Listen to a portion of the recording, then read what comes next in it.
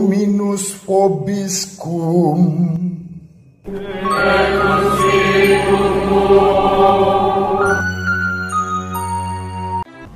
Sahabat peradaban kasih ekologis yang terkasih, selamat berjumpa dalam renungan harian bersama saya Romo Alois Budi Purnomo PR melalui channel ini. Semoga panjenengan selalu sehat, tetap semangat tanpa sambat, dan selalu bahagia. Kebahagiaan yang bersumber dari Tuhan Allah kita. Mari kita awali perjumpaan kita dengan bersatu di dalam doa. Kita menggunakan Mazmur tanggapan pada hari ini sebagai doa kita. Dalam nama Bapa dan Putra dan Roh Kudus. Amin. Pada hari aku berseru, Engkau menjawab aku, ya Tuhan. Aku hendak bersyukur kepadamu dengan segenap hati. Di hadapan para dewata, aku akan bermazmur bagimu. Aku hendak sujud ke arah bait-Mu yang kudus. Aku memuji namamu oleh karena kasih-Mu dan oleh karena setia-Mu. Sebab Kau buat namamu dan janjimu melebihi segala sesuatu. Pada hari aku berseru, Engkau pun menjawab aku.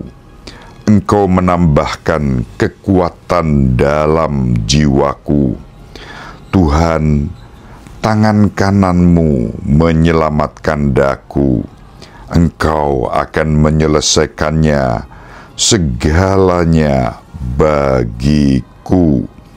Ya Tuhan, kasih setiamu kekal abadi.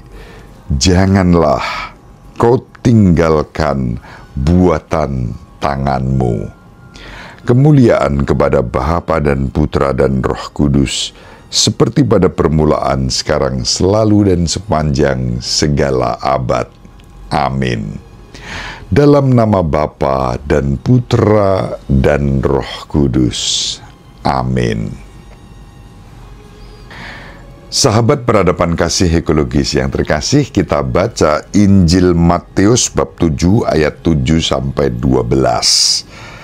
Dalam khotbah di bukit, Yesus berkata kepada murid-muridnya, "Mintalah maka kamu akan diberi, carilah maka kamu akan mendapat, ketuklah maka pintu akan dibukakan bagimu. Karena setiap orang yang meminta akan menerima, setiap orang yang mencari akan mendapat, dan setiap orang yang mengetuk, baginya pintu akan dibukakan. Adakah seorang daripadamu yang memberi batu kepada anaknya jika ia meminta roti, atau memberi ular jika ia meminta ikan? Jadi, jika kamu yang jahat tahu memberi yang baik kepada anak-anakmu, apalagi Bapamu yang di surga, Ia akan memberikan yang baik kepada mereka yang meminta kepadanya. Segala sesuatu yang kamu kehendaki supaya orang berbuat kepadamu, perbuatlah demikian juga kepada mereka. Itulah isi seluruh hukum Taurat dan kitab para nabi." Demikianlah sabda Tuhan. Terpujilah Kristus. Sahabat peradaban kasih ekologis yang terkasih, kita hari ini tidak lagi membaca Injil Lukas, melainkan melanjutkan membaca Injil Matius. Tidak dari awal, tetapi kita masuk pada bab 7, dan bab 7 itu merupakan bagian ketiga dari khotbah di bukit. Bagian pertama yang mana Kita bisa membaca dalam Injil Matius bab 5 ayat 1 sampai 48. Itu bagian yang pertama. Di sana dijelaskan bagaimana Yesus menggenapi hukum lama dengan hukum yang baru. Lalu pada bagian yang kedua, bab 6 ayat 1 sampai 18 berkenaan dengan penyembahan atau ibadah, dan kemudian disebut 3 praktek penting dalam rangka Prapaskah yang kita hayati, yaitu puasa, derma, dan doa. Pada bagian yang ketiga menggarisbawahi pentingnya amal kasih dan derma yang kita sering menyebutnya sebagai tindakan-tindakan karitatif. Dan tindakan-tindakan karitatif itu mencerminkan kemurahan hati, sebagaimana Yesus menghendaki agar kita murah hati seperti Bapa di surga murah hati, sempurna seperti Bapa di surga sempurna, yang nanti masih akan kita baca pada hari Sabtu. Kita dikehendaki oleh Yesus agar sempurna seperti Bapa sempurna adanya. Dalam hal derma, dalam hal kebaikan, dalam hal cinta kasih, bahkan kesempurnaan itu nanti kita akan membaca ditandai dengan mengasihi orang-orang yang memusuhi kita, berdoa dan memohonkan berkat bagi mereka.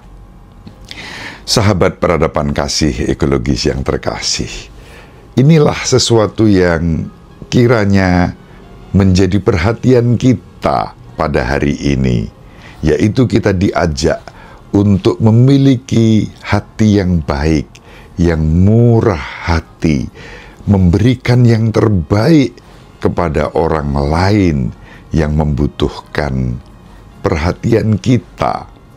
Ditampilkan kepada kita jati diri Bapa yang murah hati, yang memberikan yang terbaik kepada semua orang tanpa diskriminasi. Ini sungguh luar biasa. Kita dipanggil untuk meminta kepada Bapa. Dan apa yang kita minta, apa yang baik, yang berguna bagi kehidupan kita, tetapi juga bagi kehidupan orang lain. Saat kita meminta kepada Bapa, kita meminta bukan dengan berpusat pada diri sendiri, tetapi pada kebaikan bersama.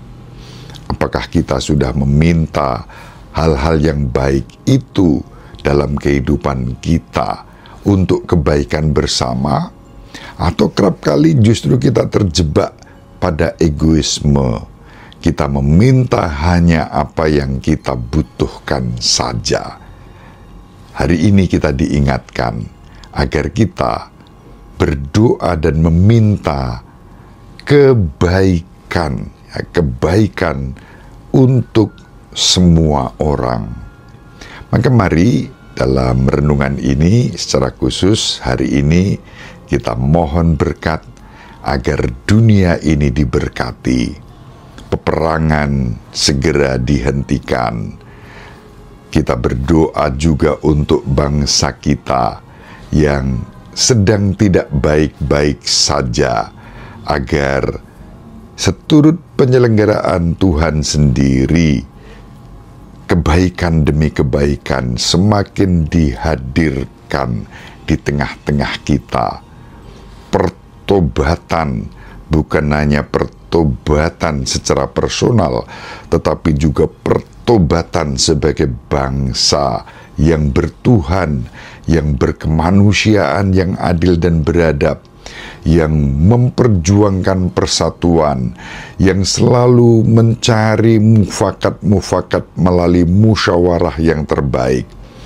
Musyawarah untuk mufakat, bukan dengan menekan pihak lain agar menuruti kemauan kita, maka mufakat dari musyawarah itu harus adil dan bijaksana demi terwujudnya keadilan sosial bagi seluruh rakyat dan bangsa kita, Indonesia.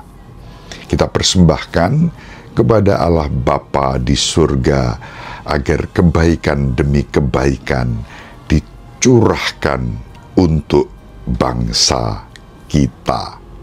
Dan kita sendiri juga berkontribusi untuk kebaikan itu, bukan hanya bersikap reaktif, tetapi juga proaktif menjadi tanda damai sejahtera di dalam kehidupan ini, di tengah-tengah segala macam tantangan dan kesulitan, termasuk yang akhir-akhir ini, belakangan ini sedang viral, ketika kita mengalami kesulitan dalam beribadah seperti yang dialami oleh saudari-saudara kita di Jawa Barat, khususnya di Paroki Odilia, Keuskupan Bandung, di daerah Arcamani.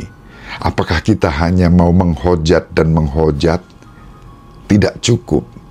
Kita diundang untuk bergerak menjadi tanda damai sejahtera, dengan juga berintrospeksi apakah langkah-langkah kita untuk menjadi tanda damai sejahtera itu sungguh-sungguh tidak diskriminatif.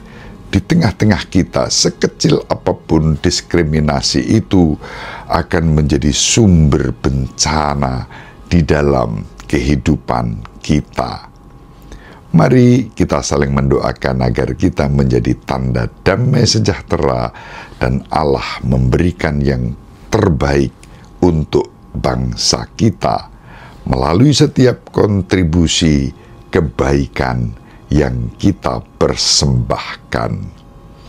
Ibu Maria dan Bapak Yusuf selalu mendoakan kita, semoga panjenengan semua sahabat peradaban kasih ekologis yang terkasih bersama seluruh anggota keluarga dimanapun berada, dibimbing, dilindungi, dan diberkati oleh Allah yang Maha Kuasa, Bapa dan Putra dan Roh Kudus. Amin. Terima kasih. Salam sehat, tetap semangat tanpa sambat, selalu bahagia, kebahagiaan yang bersumber dari Tuhan Allah kita. Salve, shalom, salam sejahtera, berkah dalam.